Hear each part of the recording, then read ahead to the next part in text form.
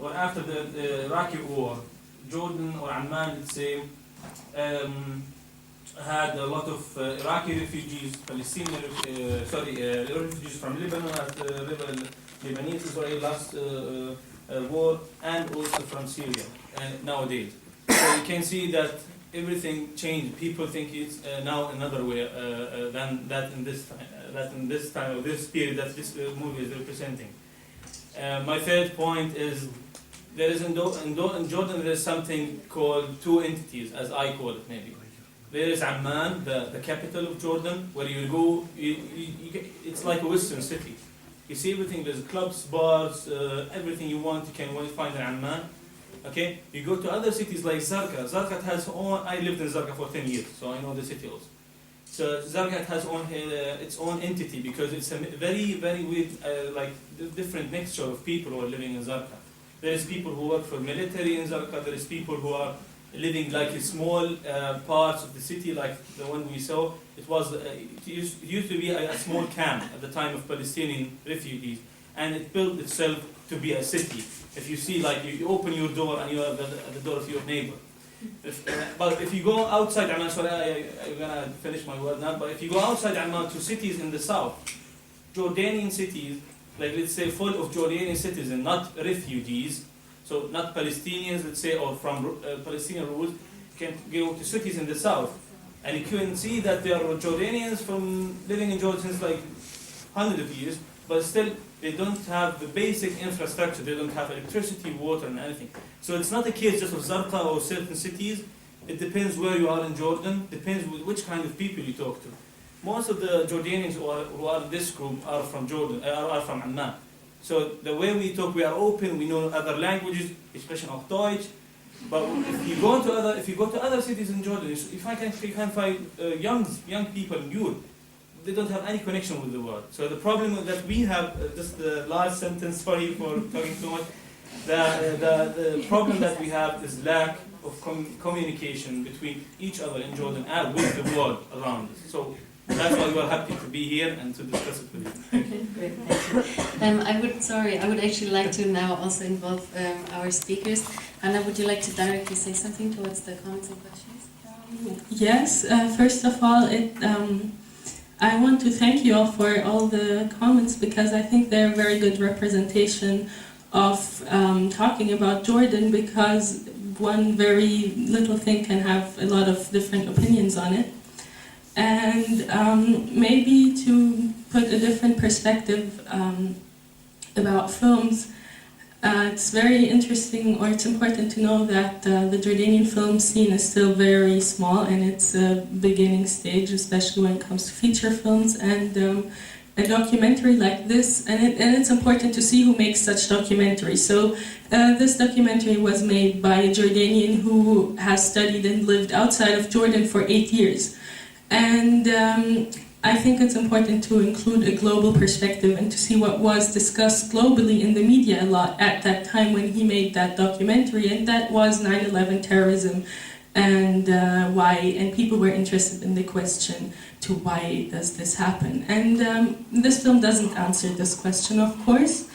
And it's also not, this film is not about Jordan. It's about one person living in Jordan, and what this film does do very well, it sheds light on some of the dynamics in Jordan, which are unemployment, which is very high in Jordan, poverty, which is a problem in Jordan, and also the divide. So what this film also does, it puts the focus away from Amman, which is rare in the discussions about Jordan.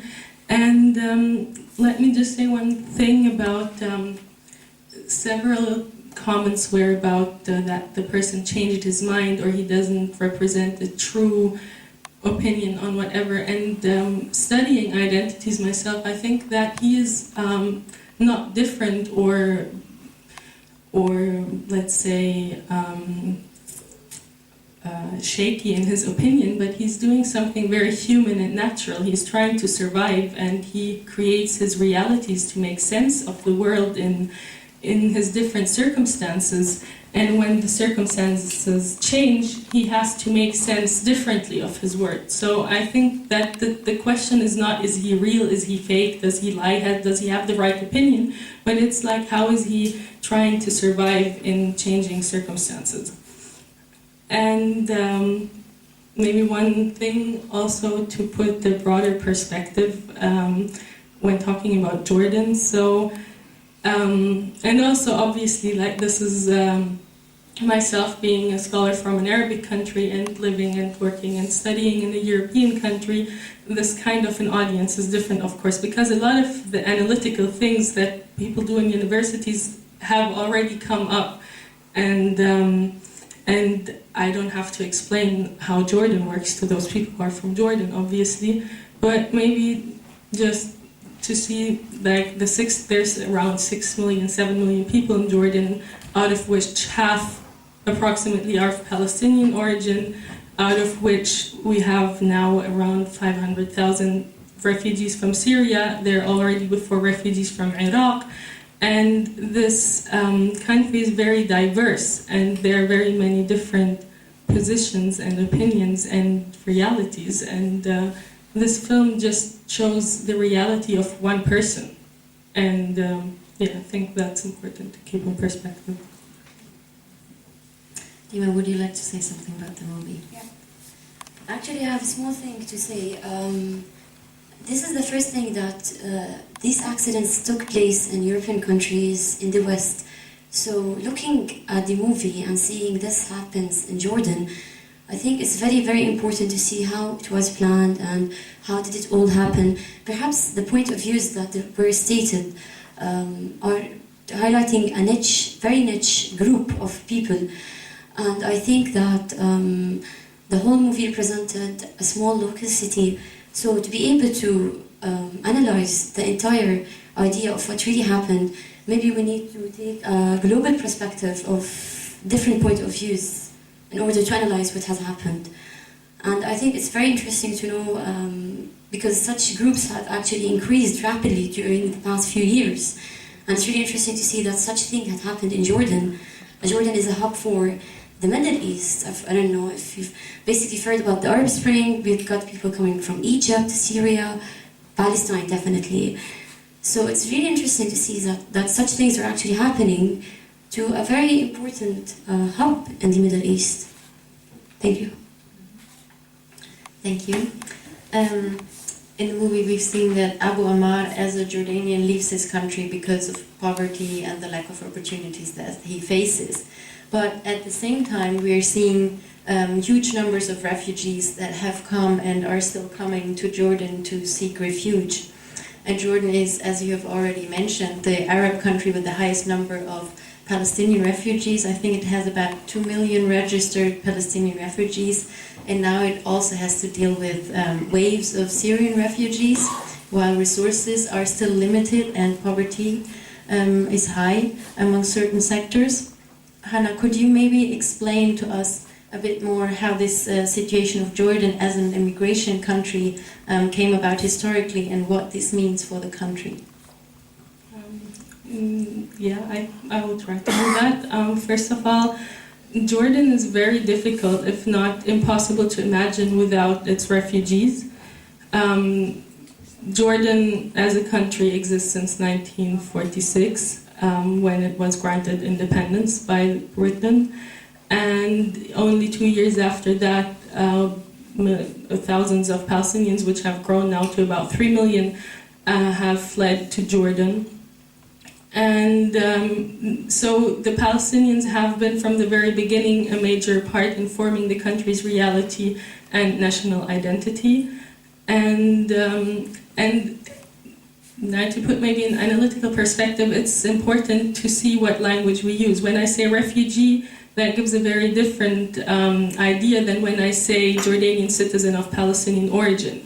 And those are statistically often the same people. So it's important to consider that when talking about Jordan. And of course, now recently with the Syrian refugees, the question has arisen what parallels exist to Palestinian refugees and how the situation will change, because there are certain parallels, because it's unclear when they will be able to return. The situation in the camp is comparable to how the Palestinian camps were 60 years ago, and it has led a group of Palestinian refugees who are Jordanian citizens to write an open letter, which has been published on the web in Jordan, where they say something like, yeah, welcome to Jordan, don't make yourself too comfortable and trust us, because we've been in this job for 60 years. So also, as was said before, that people make jokes about these things to make sense of them in Jordan. And it is important to see that Jordan is not actually a naturally developed country, but it was colonially carved out, like all borders basically in the Middle East, and that affects the country until today. There are voices that would say that Jordan was created basically to be able to take in refugees in the wars that happen in the Middle East, though it's a very complex dynamic in Jordan with the refugees and how they are referred to. Thank you. Dima, during the past 2 years there has also been a great influx of Syrian refugees who also need to be put up in camps, and they need shelter, and they need to be supplied with food, and they need schools for the children. And one of these camps is Satari refugee camp.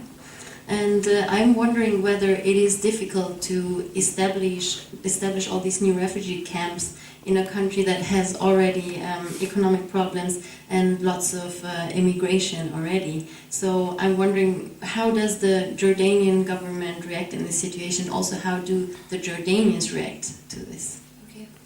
To start with, before answering your question, I would like to thank you for hosting us today on behalf of the Jordan-Germany Youth Exchange Program, and a little Guten Abend for the Germans, and marhaba for our Jordanian friends. Okay, so to begin with, you've asked me about the how did it all start, what are the reactions of the people, and how did we get affected as a country and as a government as well.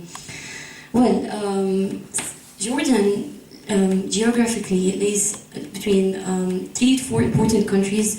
We're in between Syria, Lebanon, Palestine, and I don't know if you know much about our culture, but the cultures are and the traditions are a little bit or more or less the same. Like, for example, my name is Dima, and Dima is also a very famous and popular name in Palestine, in Syria as well, and in Lebanon. So when it started around 2 years ago, people had already relatives in Jordan, so we did get affected because a lot of people have moved into Jordan. And to mention and to highlight a very important thing, sadly only the people, Syrians with the, let's say, good economic status or financially well off, were able to come to Jordan. We're all we treat each other as brothers and sisters, as we say in Arabic, dam wahad. So a lot of things that happened. For us as a youth, we felt more responsible, more dedicated towards our country. As I remember, the day we got to know about this 2 years ago, my friends and I at the university were discussing this, and we were wondering what's going to happen next. I think Syrian refugees coming to Jordan had opened a lot of opportunities as well, because a lot of new businesses were opened. And new businesses means work means reducing the unemployment. However, on the other hand, it became more competitive because the Syrians were willing to work in, let's say, less salaries. So for us, youth of Jordan, we felt that we need to maybe work more on ourselves to be able to, compete with them, because youth in Jordan generally are not that motivated to work or to do something. So I think a lot of things that happened. Talking about Zatari camp, when it was first opened, the capacity was expected to reach 35,000 people. And today we have around 130,000 people. So you could say the number of refugees were almost triple the number in 2 years. That's a bit scary. Yeah. Thank you. So if I understand you right, there's not really a lot of hostility of the Jordanians towards the Syrian incomers, but rather more of a competition, as you said. It was a competition and as well as hospitality, of course, because Syria is very close to Jordan. I think I remember my friends used to say when we were bored we could just go to Syria. I mean, the borders were very close. We had relatives. Many of the Syrian people had relatives in Jordan, and many of the Jordanians had relatives in Syria. So after what happened, it was more like a brother-sister kind of relationship. However, on the other hand, as a youth, I think we felt more responsible and competitive as well. Thank you. Given that I know that we have someone here from the organization Schüler helfen Leben, who need to sit on the floor, unfortunately, and I know that they are running a project in Satari refugee camp. I was wondering whether you would be willing to just tell us a little bit about your work there. Do you wanna... I'll get up so you can see me. Schüler helfen Leben is a German youth organization or foundation that up until very recently was involved only in Southeastern Europe, where the initiative started a long time ago when there was war and there were refugees in that area. Not to talk so long. Since spring this year, we do projects in Zatari camp with young people, especially as that is our focus, and focusing on education. Also because, among all the humanitarian problems that exist, our approach was that first of all, there needs to be something to do for young people in this camp. And there needs to be a perspective. There needs to be some sort of perspective of what happens when they will be able to go home someday or leave the camp to go somewhere else or whatever. And as there are schools in this camp, there are schools, but for most kids it's for various reasons not possible to visit those schools, either because classes are completely full or because they expect to go home soon, which probably won't happen, and so on and so on. So what we do is we support youth centers, sort of, and provide at least small-scale practical education and psychosocial training and these kinds of things. We try to invest a bit in those youth centers to also create facilities for sports and leisure time. And what we also do, which I find really important, because when talking about refugees in Jordan, everybody first talks about Zatari camp, but most refugees actually live in communities somewhere and have very little access to aid other than what is provided by the community they live in, because there is no central point to turn to. So what we also do is trying to support at least some of those kids in some regions of Jordan to get some sort of education while they're there. One last thing, sorry for talking so long. One last thing is that if anyone is interested, we have a little discussion event at our foundation on 22nd of October, where there will be someone from Jordan talking about the situation in Zatari camp, and a representative of Amnesty International to talk about international responses, and a journalist who can also talk about the broader regional situation. You can find this on our website, which you find if you Google Schüler helfen Leben. Okay, I would actually just like to continue with the audience discussion.